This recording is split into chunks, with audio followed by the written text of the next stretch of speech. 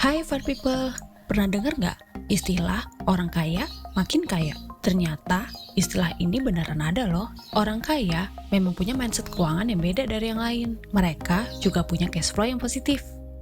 Di video sebelumnya, kita udah bahas nih tentang apa itu cash flow. Intinya, cash flow adalah arus uang yang masuk dan keluar dalam keuangan pribadi. Nah, cash flow ini penting dalam investasi. Karena dengan memahaminya, berarti kita punya dana konstan untuk investasi. Fun people inget nggak? Di akhir video sebelumnya, ada pertanyaan soal apartemen. Jadi, apartemen yang disewain itu termasuk aset atau beban ya? Nggak usah pusing. Kita bahas yuk di mini video kali ini, sebelum kita masuk ke episode berikutnya.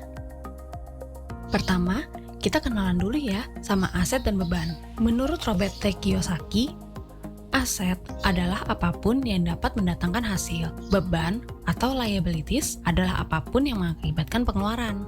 Realitanya, aset dan beban ini sering banget tertukar. Rumah tinggal sering dianggap sebagai aset, sedangkan mobil pasti dianggap sebagai beban. Padahal, kita harus lihat dulu konteksnya. Kalau rumahnya dijadikan tempat tinggal keluarga, maka rumah termasuk dalam beban. Kenapa? Karena kita harus mengeluarkan biaya listrik, air, dan perawatan setiap bulannya. Semakin besar rumahnya, ya semakin besar juga biaya yang dikeluarkan. Bagaimana dengan mobil? Kalau mobilnya kita gunakan sehari-hari untuk kerja, maka mobil ini adalah beban. Tapi, kalau kita sewakan, mobil bisa disebut sebagai aset, karena kita mendapatkan penghasilan dari hasil sewa tersebut. Sekarang pertanyaannya, kalau mobil Ferrari termasuk aset bukan ya? Kalau beli dan masuk komunitas Ferrari, berarti termasuk aset untuk networking.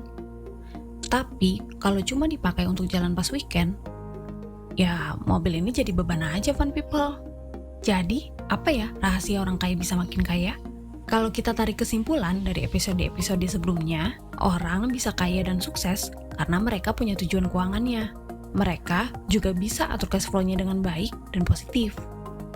Bisa membedakan antara keinginan dan kebutuhan, serta tahu apa yang harus mereka beli. Orang kaya cenderung memperbanyak aset. Mereka akan menjaganya dengan baik, sehingga bisa diinvestasikan untuk masa mendatang. Next, kita akan bahas lebih dalam tentang investasi. Tungguin episode selanjutnya ya. Kalau fun people ada pertanyaan atau ingin tahu lebih lanjut tentang suatu topik investasi, langsung tulis di kolom komentar di bawah ini ya. Jangan lupa like dan subscribe channel Fantastik, supaya kamu selalu update dengan postingan Fantastik. Terima kasih. Fantastic.